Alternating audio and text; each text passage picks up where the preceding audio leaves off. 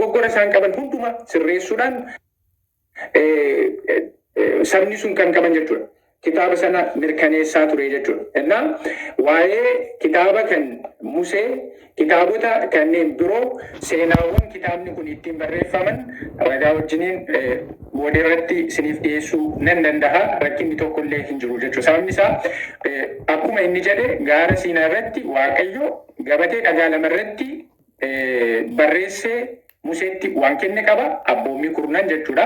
Abboommiiwwan kurnan nuti har'a of harkaatii qabnu Waaqayyo gabatee dhagaa lama irratti barreessee isaaniif kenne, Museef kenne. Kanarraan kan hafe garuu Museen kitaaba barreessuu isaatiif kitaabuma seeraa keessatti ragaa guutuutu jira waan ta'eef isa kana booddee isinii kenna. Amma garuu gara Quraanaatti darbuu jira.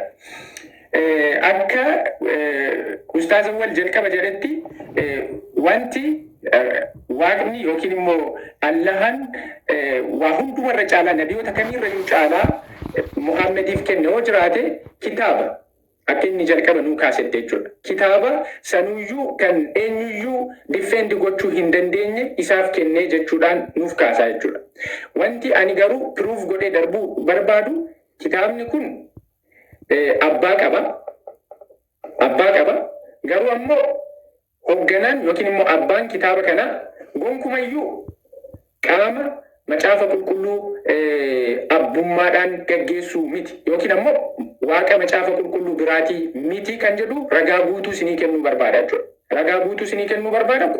Waaqni quraana kana gaggeessaa turee fi waaqni macaafa qulqulluu gonkumayyuu tokko akka hin taane jechuudha. Isa jalqabaa quraana keessatti sirriitti kan ibsamee jiru innis jalqaba kan nuuf kaase kan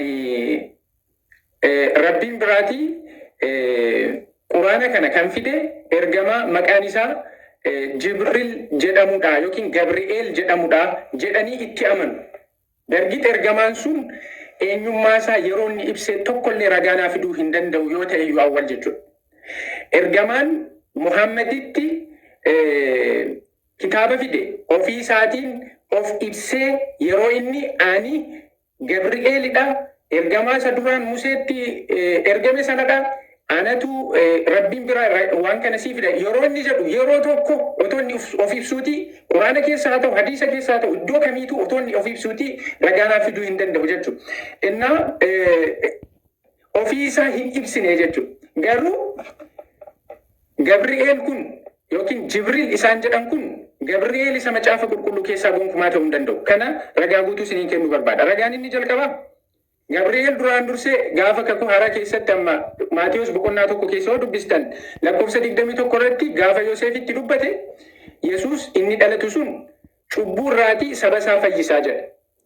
Achiin ammoo akkaataan inni ittiin cubbuu irraatii saba isaa fayyisu ammoo Maatiyos 26-28 keessatti du'uudhaan sabaaf du'uudhaanii jechuudha. Aarsaa inni fannoo irratti taasisu sanaanii jechuudha.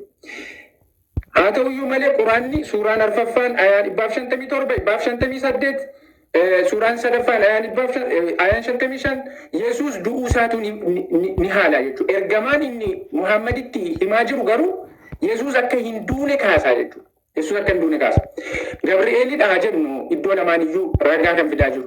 Gabri'eel isa tokkotti Yesuus cubburraa saba fayyisa jedhee isa tokkotti ammoo lakkii inni hin duune jechuu hin danda'u jechuudha. Kun gonkumayyuu wanti kun nama lama ta'uu isaanii ibsa.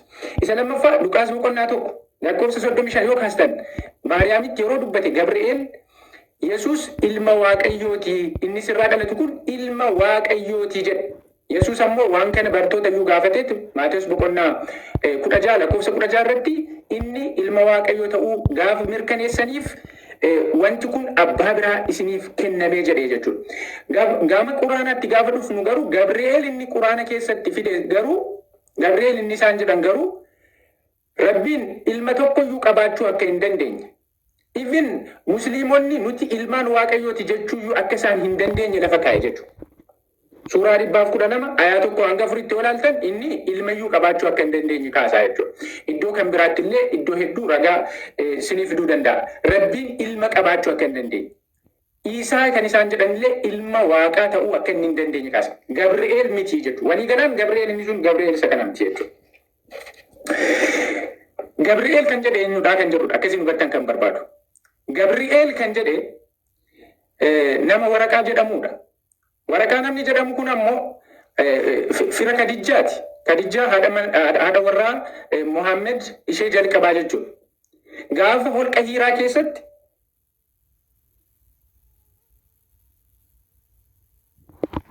Sahih Bukhari kana kitaaba tokkoffaa hadiisa sadaffaa yoo ilaaltan holqa Hiiraa keessatti yeroo jalqabaaf gaafa Muhammeditti mul'atu ergamaan amma jedhamu kun jechuudha. Gaafa Muhammeditti mul'atu ani eenyudhan jenneen garuu morma qabeeti kitaaba dubbisii jedheen cafaqeeti kitaaba dubbisii jedheen amalli kun amala Gabri'eeliin miti. Gabri'eel yeroo namatti mul'atu yeroo kamiyyuu humna akkasittiin nama cafaquu hin fayyadamne Gabri'eel ta'uu hin danda'u. Innaa kitaaba kana dubbisii jedheen nama ani dubbisuu hin beeku ustaaza walaman annuu kennaa jiru nama an dubbisuu hin danda'u maaliin dubbisa jedhuun kitaaba kana dubbisi malee jedheen dubbisii jedheen garuu eenyummaa isaatti himne yeroo sadii irra deebi'e kun sana booddee fiigeeti na dhoksi jechaa gara Kadijjaa haadha manaa isaatti na dhoksi jechaa achi fiige Kadijjaan ammoo gara Waraqaatti geessite jechuudha. Waraqaan kun ammoo nama yeroo sana beekumsa macaafaa kan qabu afaan Giriik irraati gara afaan Arabaatti wangeela nama hiikaa turedha jechuudha. Isatu maal jedheeni qaamni kun Gabri'eel isa nabiyoota duraatti illee ergaa fidaa ture ta'uu ni mala otoon gara fuulduraatti yeroo sabni keessi ari'atan utuun jiraadhe jechuutiin kaaseef jechuudha. Look, iddoo kanatti eenyutu mirkaneessaa fi jira Gabri'eelidha jedhee Waraqaa jechuudha. Nama baakgiraawundii kiristaanummaa qabu jechuudha. Sinii galee qaamni sun garuu ani Gabri'eelidha hin jenneen. Kanarraa nuti maal hubachuu dandeenya jechuudha. Macaafni qulqulluun keenya kan jedhe Qorontoos lammaffaa boqonnaa 11 lakkoofsa 14 irratti ergamoonni seexanni ergamaa ifaa fakkaachuudhaan ni dhufa jedhe. Kanaafiyyuu yeroo dhufu ammoo wallaalchifachuudhaaf dhufa jedhe. Kanaaf nuti amma akka kiristaana tokkotti jechuudha qaamni ergaa isa duraan jiru mormuudhaan Muhammed wajjin haasaa ture gonkumaa Gabri'eeliin ta'uu hin danda'u. Quraana keessatti maqaadhaan yeroo nama qofa dhahame. Yeroo nama qofa maqaadhaan yeroo dhahamu Gabri'eel jechuudha. Quraana afaan Oromootti hiikamee jiru irraa miti.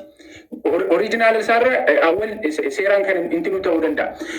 Yeroo kan biraa ammoo hafuura qulqulluu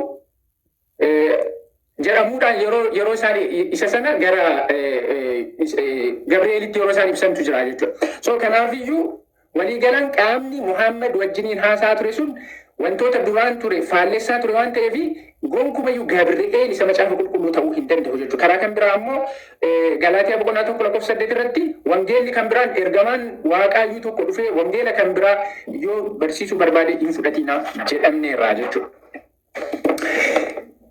Wanti jala muree isinitti himuu danda'u garuu waa'ee macaafni qulqulluun eenyutu akka barreesse kan hin beekamnetu jira jechuutiin yeroo inni dubbatetu jira. Daqiiqaa 10 kennamuuf jedhu irratti ifatti kanan isiniif kaasu garuu quraanni har'a musliimni of harkaa qabu of dandahee eenyu akka ta'e ibsuu hin danda'u. Hiikaa guutuu kennuu hin danda'u quraanni tafsiiraa fi hadiisa irraan kan hafe jechuudha.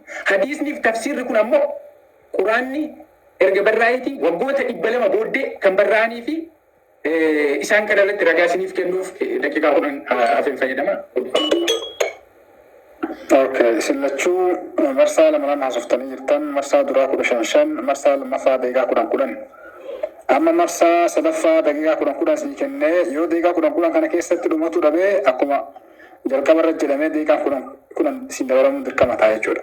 Okay, Ustaaz Awwal daqiiqaa 10 keessanii itti fufuu dandeettan. Hayyee gaariidha. Akkasumatti dabaluun barbaachisaadha. Bismillahirrahmanirrahim. Daqiiqaa Farhaan akkasuma wayyaadhiisa. Tayyib wannan jedhu dura irratti daqiiqaa 5dha inshaallahu ta'ala waan inni jedhee osoo deebii irratti hin kennin dura achi boodaanii achi dura waan dubbatu wayii qaba. Kitaaban isaadhaa jechuudha yookaan kakuu moofaan akkasiidha kakuu haaraa jedheetiin gara kakuu haaraa eega dhufuu barbaade waan irratti dubbatu qaba. Sababni isaadhaa macaafni kakuu haaraa tokkochi isaadhaa abbaa barreesse beekama fakkeenyaaf amma ergaalee Phaawulos mee haaliif nuti wangeela afran qofa ilaallu. Matos abbaan barreesse beekama. Matos boqonnaa 9:9 irratti Yesuus Kiristoos osoo karaa dabraa jiru nama Matos jedhamu argeetiin kootu na duukaa bu'i jedheen jedha. Eenyutu jedha? Maatoostuu jedha. Maatoostuu iyyuu nama Maatoos jedhamu. Maatoos mata abbaan Maatoos hin barreesse Maatoos hin beeku. Oduu irraa himaa jedhan malee. Dabalataan ammas ammoo Maatoos namni jedhamu kuni ragaan qubsaan jira Maatoos ta'uu isaadha. Hin jiru ragaan qubsaan keessa hin jiru. Bifa barreeffamaatiin bifa waa hundaatiin. Sababa kanaaf jecha fakkeenyaaf amma William Barclay The Gospel of Matthew jedheetiin kitaaba qaba. Kitaaba kana keessatti jechuudha jalqabuma irratti dubbata waan kana. Maal jedheetiin dubbata? Maatoos kitaabni wangeela Maatoos jedhamu kun tasuma taatee wangeela Maatoos barreesse jechuun ragaan hin jirtu. Warri iskoolarsiin guutuun isaanii irratti walii galanii jiran jedha. Jalqabuma irratti kitaaba kana buufattee ilaaluu dandeessa. Bifa PDF illee internet irra jira. Buufattee ilaaluu dandeessa jechuudha. Namni kun William Barclay jechuun kun duuba nama wannaadha. Nama barsiisaa wangeela kakuu haaraati. Nama beekamaadha addunyaa irratti. Buustee ilaaluu dandeessa. Dabalataan ammas ammoo kitaabban biraallee jiran. Kitaabni biraadhaa fakkeenyaaf Birds of Messiah jedheetiin kitaabni dubbatu tokko jira. Fuula 45 irratti innis akkasuma jedha. Warri kisaa beektonni guutuun isaaniitu iyyuu Maatoos hin barreessine nama biraatu barreesse Maatoos itti hirkise kan jiru irratti walii galan jira. Wangeelli ati jettu kun kamiin isaa kaati ragaa ittiin godhan. Maarqoos illee akkasuma Yohaannis akkasuma fakkeenyaaf Yohaannis yoo fudhatte Yohaannis xumuraa irratti maal jedha inni dubbii kana caabe boqonnaa 21 irratti inni dubbii kana caabe kan kana hundumaaf raga dhugaa bahu bartuudhuma kana. Nuyis jedha nuyis dhugaan isaa nama akka ta'e hin beeknaa jedhe eenyutu akkana jechuu jira nama abbaan beekamne jechuu jira eenyudha nuyi kan jechuu jiru kun namni ofirraa himu jiru kun eenyu abbaan isaadhaan beekamu kanaaf bar Yohaannis yoo fudhanne fakkeenyaaf amma hojii ergamootaa boqonnaa 13 namoonni gaafa jarri waa dubbatan jarri kun wallaaloodha jedhaniitiin himan wangeelatu wallaaloodha jedhee Yohaannis hin faayidu jarri kun nama wangeela yoo akka Yohaannis kana kan falsafaadha wantoota garaagaraatiin akkaataa dubbiidhaa sirriitti hubachuu danda'u kan wal keessa qabu kana isa kana dubbachuu hin danda'anii jechuudha. Dubbachuu hin danda'an. Eenyutu barreesse kan jedhu inni kun laalamuudha qaba. Eenyutu barreesse abbaan barreesse hin beekamu. Kanaafuu Biriitaanikaan beekta jedheetii yaada. Wanna moosu'aa addunyaarra jiru keessaa inni guddaan isa kana. Biriitaanikaa jechuun duuba isin hundi ilaaluu dandeessan. Biriitaanikaa Yohaannis wangeela Yohaannis kana Yohaannis akka hin barreessine beektonni hedduun isaanii dubbatanii jira. Keessattuu gara xumuraadhaa dhugaan jirtu kitaabni kun irratti dabalame jechuudha tuyyuu namaaf mul'ata jedheetiin dubbataa jechuudha. Fakkeenyaaf Maarqos hin fudhannu. Maarqos dogongora hamaa dogongoreetiin ture sunis maalidha jennaan. Maarqos boqonnaa 11 lakkoofsa 11 irratti jechuudha. Maarqos boqonnaa 11 lakkoofsa 1 irratti joogiraafii keessa dogongoreetiin ture Yesuus Kiristoos gara Yerusaalem yeroo deemutti jira.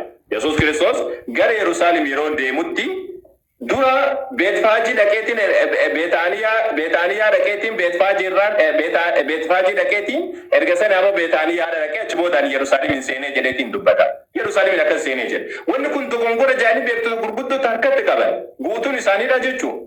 Namoota hedduutu harka qaban kiristaanonni gurguddaan hedduutu harkatti qaban. Fakkeenyaaf amma The New American Commentary kan jedhu kitaabni sun maal jedheetiin dubbata. Jalqabuma irratti bakka kana wayita ibsu jechuudha. Kitaabni kun bakki kun ragaa macaafni kun akka Maarqos hin barreessine mirkaneessuudha jedha. Sababni isaa hin beeku biyya san hin beeku osoo beeketti sila hin dogongoro ture sila. Jarri kun hin beekan biyya san iyyuu hin beekan qajeelchanii jechuudha. Osoo beekan sila dogongora waan xiqqoo laal akkanatti jaalladhanii arguu danda'an lafaati qe'ee ati beektu sila wallaalu osoo jarri kun biyya san ka beekan ati sila hin dogongoran isa ga'a. Luuqaas yoo fudhatte Luuqaas jalqaba irratti yaa jaallatamaa Teoofiloos jedheetiin dubbata akka warri asiin dura nu biraan gaanitti anis ka'eetiin wantoota kana walitti qabeessi barreessuun gaarii anatti akka qoradheetti jedhe akka qoradheetti jedhe malee afur qulqulluu jedheetiin dubban erga sani ammoo boqonnaa 4 irratti hin dogongore Maarqos Luuqaas mataan isaadha boqonnaa 4 irratti hin dogongore maal jedheetiin dogongore gaafa dubbatu boqonnaa 8 irratti maal jedheetiin dogongore wannaani eenyu kana magaalaan mandarattiin Yesuus Kiristoos warri Yahudaadha irraa darbuudhaaf kaan gaara irratti ijaaramtee jirti jedhe. Abadan gaara irratti ijaaramtee jirtu Yerusaalem gaara irratti ijaaramtee jiru. Isa kana irratti ammoo yoo barbaade fakkeenyaaf kan Bariich kolleej ka jedhaniin ka warra wannaadha dubbatu eenyu kana waan macaafa irratti gaggeessaa godhu ka akkasiidha sunniin bakki kun dogongora jedhanii hedduun isaanii amananii jiran. Gariin sirreessuuf illee warri yaalan jiru. Dogongoroota hedduu jira itti deebina. Waliigalatti alaa kulla haal kiristaana keessatti amma kana kiristaanni hundi macaafni kun abbaan isaa beekama jedha. Laa akkasiidhaami. baay'een kiristaaanotaadha keessattuu iskooloroonni macaafni amma jiru kun karaa namoota amma dubbatame kanaatiin kan barreeffamee miti jedhaniitiin amananii jechuudha. Kana wal qabateetu wangeelota kanniin fakkeenyaaf amma kitaaba tokko jira Bible Guides jedhee William Barclay tu dubbatee jira barreessee jira. Isa kanas maal jedheetiin dubbata akkuma tasaa ta'ee jedha. Akkuma tasaa ta'ee macaafni kunniin wanna jaarraa tokkoffaa keessa maqaan isaa tun beekamu jedha. Yohaannis maaliif akka jedhamu kun jaarraa lammaffaa keessa moggaafata. Akkuma tasaa lafaa kaanii moggaasan malee tasa taateetiin wanna jaarraa tokkoffaa keessa macaafni Maatoos Luuqaas wanni jedhamu hin jiru. Erga sani ammoo jaarraa afuraffaa keessa filatame kottaameen mari'annaa jedhaniitiin filatan isa kana tolu isaanillee ni beeka jedhetti yaada. Maaliif akkamiin filatan? Fedha ofii irratti warra kaatolikiitu filate fedha ofii irratti filatan malee macaafni kun abbaan barreesse abbaa kana barreessee baqqalaan barreessee kabbadaan barreessee wanni gadi dhaabbiidhaan beekamu hin jiru siin jechuudha. Isa kana siin jedhee ragaa gara keenyaatti deebida. Nabi Muhammad alayhi salaatu wassalaam Jibriil alayhi salaam itti dhufee ana jedheeni jira. Jibriil itti dhufee ana jedheeni jira kan jedhu. Isa kana irratti jedheeni jira. Fakkeenyaaf amma kitaaba al-Mawsuu'atu fi Sahih Siirati Nabawiyyaa kitaaba jiru. Maal jedheeniitiin dubbatan Nabi Rabbiidha alayhi salaatu wassalaam. Jibriil alayhi salaam itti dhufeetiin Jibriil anta Rasulullah haqqan wa ana Jibriilu. Ani Jibriiliiti ati ammoo ergamaa Rabbiiti hakumaanii jedheen. Taariikhu Tabarii keessatti illee taariikhu Rusuli wal Muluuk kitaaba jedhu keessatti kitaaba akkas jedhamu keessatti maal jedheetiin dubbate kunoo wanta dubbatu eenyu kana نبي محمد عليه الصلاة والسلام جبريل عليه السلام التلوفيتي فقال يا محمد أنت رسول الله يا محمد آتي إرقام الله تجريني دبتيجر كتاب وان سيراك أنا نموت هدو تقباسني قرين علماء أمو نفرنو كان جدو سنة أسوجر لكن أمو كتابك أنا حديث نكون وانا حديث نكون يوم متى بدأت بيكما وان براتي في علماء رتا سامل يكون بيكما التاريخ الطبري كيسا جرا أما سمو نموني برالي أديساني تنجراني الموسوعة في صحيح السيرة النبوية كيسا تلي عن الإمام الألباني رحمه الله تعالى إرادو بدني جران جرجو نبي محمد عليه الصلاة والسلام نما تلوفين بيكني لا نبي محمد عليه الصلاة والسلام أصو جبريل تنوفين درا نبي محمد عليه الصلاة والسلام وان أرقات تران تجرا ما أرقات تران نبي محمد عليه الصلاة والسلام سلاما وانا رد قرآت ترين يكرا لكان سلام رد قرآت ترين السلام عليكم ورحمة السلام عليك يا رسول الله جلاني ترين كان مو أليفات لقين جاني دبتا أليفاتي لقين جاني دبتا دبلتا جبريل عليه السلام ويتنام فكاتي تروف سيئ بخاري راتي شنتما بارتي جبريل نما فكاتي تروف جاكينا نرقين جان أبو هريرة باتي جيشو كان أفوهما أكمي تبچو كمنا جبريل عليه السلام رفع أمتت ملأفات رجيشو نبي محمد عليه الصلاة والسلام جبريل نبتي رفع جاني روتا كلامامي جبريل نبتي رفع أكنا نانجري جرا ما جري جرا نمني الله التمني ربي التمني وصو ربي التوامتين دو إيه جنة سينا جرا كنا أما بقام برات يتانيا جبريل نبتي رفع جاني نبي محمد صدوبة رجيشو نبي محمد عليه الصلاة والسلام جبريل عليه السلام يروتا حديث بخاري كيس جرو مالي بنا دابت أين كان دابت جنان أنا جبريل لا أجرين جبريل أنا جبريل هم بيكس من يروتا كلنا عن جد بار سيا بخاري كيس جرا أنا جبريل يجري بيكس سيجرو أنا جبريل جري تدوبته جبريل جري تدوبته سيقالته كنافهم جبريل وفين بيكس من يكن جرو كنسو نبي محمد عليه الصلاة والسلام بكين جفما والنبي يوم سالم يركني سدورا وسو جبريل تندفين دورا نبي محمد عليه الصلاة والسلام حديث صحيح بخاري حديث لما فارجوا كيسد وين دورا تنجر كابمنين منام يوكان أمو ملأتا هلكان أرغني غنم كاني وانسان جاوفي تنابوس إنما صحيح السيرة النبوية كيسدي نبي محمد عليه الصلاة والسلام منام كيسا جبريل ملائكة كتابة تفيد دبس كجلون أرجيجان صحيح السيرة النبوية كان الإمام الألباني رحمه الله تعالى كان أبو جبريل عليه السلام التنوف نجاتو دنديسو كان برتي ملتولي سلا جبريل عليه السلام لما تلوفون انقابني جريتين دبا جبريل نبيوتا كيسا ينجلو فجر مجابا كان كيسا دانيال مالنا بغرات فجر دانيال بقولنا سديترت بقولنا قدرت قوم بفمي كوفين جلبك ينباتو دقبي أكوان الربا كيس جرونتي فكاتي هين غغبي جريتين دبا غاف جبريل تلوف نبي محمد صلى الله عليه السلام مال ساجد تراب جرا ولقال تنا كل عالم ديبين كيا تسا غباب سيتين سي ديبي سي جريتي هذا ربيني وناجد